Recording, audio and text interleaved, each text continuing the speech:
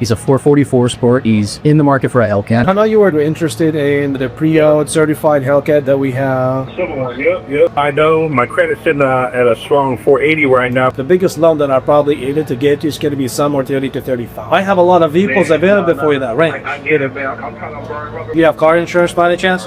I got health insurance. What's going on, brother? How are you? Hey, all is well. Just calling in regards to your Ford Mustang. Shelby GT350, we still got it. So what'd you want to know about it? If the price is negotiable, and then what kind of arrangements you can make for someone who's coming in to get a lien for finance and things like that. A lien, you mean a loan? Have any money down? 500 down, a maximum of 1,000 maybe. That means you got good credit. Yeah, my credit's good, man. And what's your credit score? It's 480. Say that one more time. It's a 480. 480 credit score? Yeah.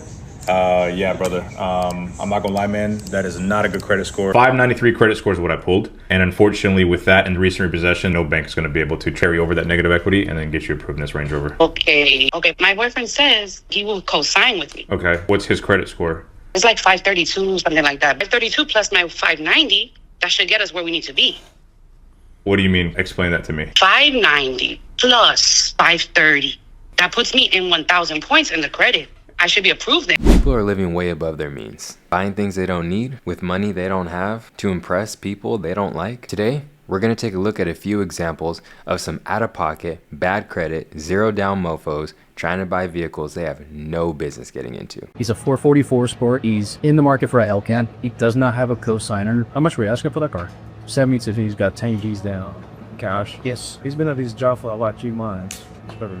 First time buyer. Hey, I'm one of the managers here at Folsom Neck Dodge. I know you were interested in the pre-owned certified Hellcat that we have. Yep. I'm looking at your credit. Are we open for something different? I know my credit's sitting at a strong 480 right now, but don't worry, man. I'm busy. You're their first time buyer. You haven't had any type of credit whatsoever. You had a couple of credit cards that unfortunately you were late on, so it caused your credit to drop down a little bit. If you're gonna be looking at a car that's gonna be at 72,000 with taxes and fees, you're probably gonna be closer above the range of 79 to 80 outdoor. Now you put in 10,000, so you're gonna be somewhere in the range of 69 to 70. It's a big loan. Even people with good credits, they definitely have the challenge of getting it like that. So let me ask you, so what's the longest finance y'all got? 10 years, 12? We have them available. That's not the issue, brother. The issue is just trying to get you a loan from the bank. The biggest loan that I'm probably able to get you is going to be somewhere 30 to 35. I have a lot of vehicles available for you that range. I get it, man. I'm kind of burned rubber. If you want to burn rubber, I got something super fast, luxurious, or something that's going to make you cringe. Yeah, I need something back to complete. I'm not going to share these vehicles with you yet because I want to surprise you with them when you come in. I'm going to have my guy go pick you up. I have about 3 or 4 of these cars, got plenty of your features. Do you have car insurance by any chance?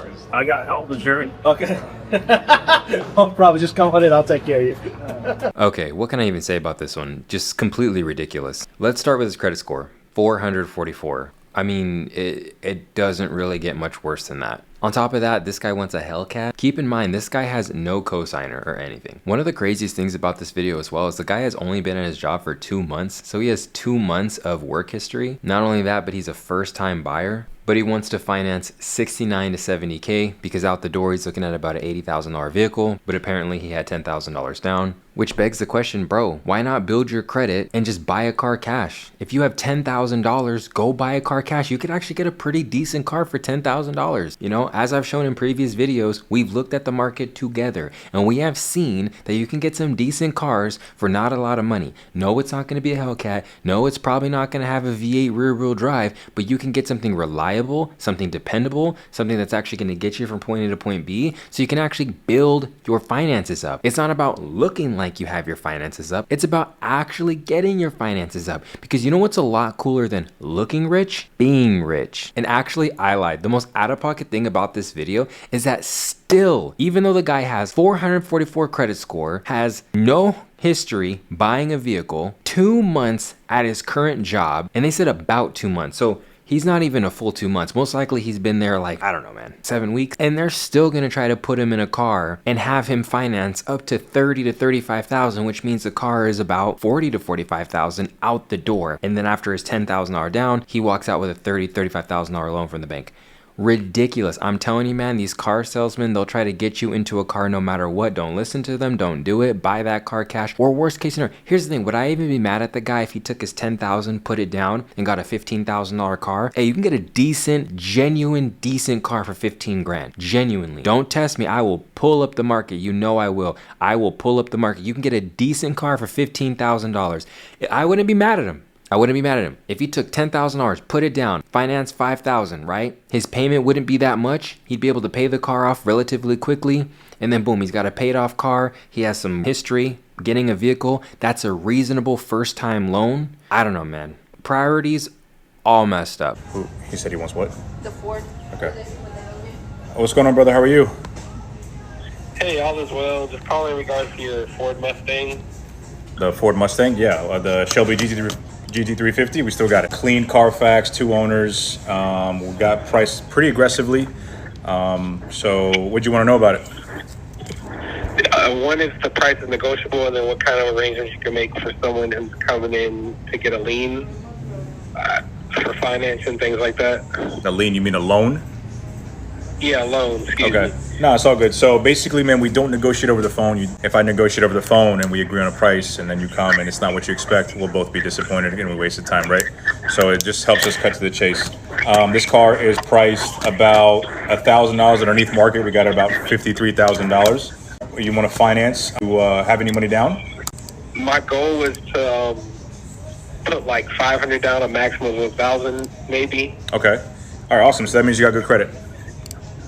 Yeah, my credit's good, man. Awesome, man. If you don't mind me asking, what's your credit score? It's 480. Say that one more time. It's a 480. 480 credit score? Yeah. Yeah, brother. I'm not gonna lie, man. That is not a good credit score. Yeah. Unfortunately, man, for a car like this, if you have a 480 credit score and only $1,500 down, brother, it's not gonna work out, man. What would you need? With 480 credit score, man, we're gonna need all of it down. It's gonna be really hard to get you financed with that. Had any repos or anything like that? Why is your score so low? A few medical bills. I don't have like a lot of things on my credit, so just have a few medical bills. All right, brother. Look, I appreciate your ambitiousness. I just can't get the deal done with 480 credit score, man. Unless you had like maybe 30 or 40 grand down, I could probably make something work. But here's what we can do, man. Let's get you into a car. So if with the 480 down, man, $1,500 down, let's get you into like at least maybe a 5 or 6K car. And let's build your credit up so that way one day you can afford a Shelby, man. So how about this? Just put it in the app, see what we can do, and then I can give you a call here shortly and let you know, man, and see if we can make something happen. Everything's through your website? Yeah. I'll text you the link right now. All right, this one was ridiculous. 480 credit score, barely above the last guy. Look, it all went downhill as soon as this guy called a loan a lien. You already know what you're dealing with here with this type of buyer. So $53,000 for the vehicle. He said he wanted to put 500 down, 1,000 max. I mean, this video is all about backwards, ridiculous priorities. Guys, if you want to buy a car with only $500 to $1,000 down, at least make sure you have good credit. For those of you that want to build credit, it's very simple. Go out and start when you're young, 18 preferably. If you're in your early 20s, no problem. But make sure you get what's called a secured credit card. That is gonna be a credit card which gives you a small limit and you have to actually put a little bit down, but they will approve you because it is a secured credit card. Most people that are out there applying for credit cards, once they've already passed this stage, they're applying for what's called an unsecured credit card. Me personally, I have about 7 credit cards. Credit score is amazing, but I use them correctly. Utilize the points. I make sure that I am very diligent and intentional with credit card purchases so that I can take advantage of the benefits that come along with them. After you get a secured credit card, let's just say your credit limit is $500, because it's usually going to be something very low like that, $500, maybe $1,000. You're going to keep your utilization under 10%. I know some people recommend keep it under 30, keep it under 20. No, not on this channel. We're keeping it under 10%. So if you have $500 credit limit, you're going to keep your utilization under $50 a month. If you have a $1,000 limit, you're going to keep your utilization under $100 a month. Now you may be asking, well, what the heck am I going to buy with that amount of money? A candy bar, a water bottle, a little bit of gas. I don't know. It doesn't matter. You're going to use your credit card to make small purchases, or maybe one small purchase, and you're going to pay it off at the end of the month in full. You don't carry a balance. Never carry balances, okay? The idea that to build your credit, you have to go buy a car is asinine. The way I got to a 780 something credit score, I've been knocking on the door of 800, is literally by buying candy bars. I literally take my cards, spend a small amount of what's available to me, and pay it off at the end of the month every single month. Guys, realistically, it should only take you about 3 years, if that, to get yourself in the 700s. It is actually not that hard, contrary to popular belief, to have a really, really good credit score. Hey man, I got a 400 credit score, I got no money down, and I want to pay $200 a month. What can I get? Oh, follow me. I got just the thing for you. Come on. You're gonna love this, really. You can get out. Hey man, that's the dream, okay? That's the dream. That's what should happen. In an ideal world, that's what would happen. But let's be honest, these car salesmen, they'll try to get you into any car. They don't care. Any car. But in an ideal world, that's what would happen. I'm just returning your call on our interest in our 2021 Range Rover, trading in a 2022 Jeep Wagoneer. To confirm, you have 101,000 miles, right? Yes. We had a recent repossession last year, actually. What was that about? We got the car. I was trying to rent it out. That didn't go so well. Basically, just gave it back to the dealership. I was like, I can't do nothing with it. Obviously, it's a repo. And you have 2 addresses on the application. It says there's one in Fort Lauderdale and one in Atlanta, Georgia. Where do you live? In Fort Lauderdale. I've submitted to like 6 different banks. One came back, but you would need $30,000 down because of the negative equity. Last payoff I pulled from your Jeep Wagoneer is $42,000. The highest I can offer in your Jeep Wagoneer would be $26,000. So that means you're about $15,000 in negative equity. How much money do you have down? About $5,000, $6,000. You have a 593 credit score is what I pulled. And unfortunately, with that and recent repossession, no bank's going to be able to carry over that negative equity and then get you approved in this Range Rover. Okay. Básicamente, él no puede hacer nada. Entonces, él me está diciendo que yo tengo el crédito mal. ¿Tú me puedes hacer el cosigning? Sí. Okay. My boyfriend says he will cosign with me. Okay. What's his credit score? It's like 532, something like that. 532 plus my 590, that should get us where we need to be. What do you mean? Explain that to me. 590 plus 530.